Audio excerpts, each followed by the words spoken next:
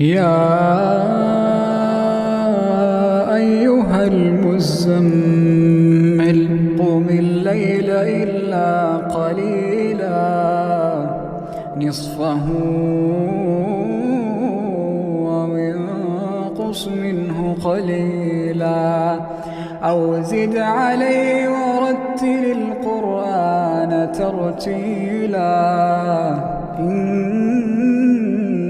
سنلقي عليك قولا ثقيلا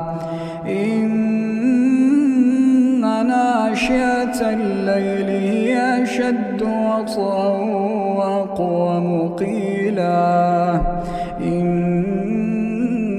لك في النهار سبحا طويلا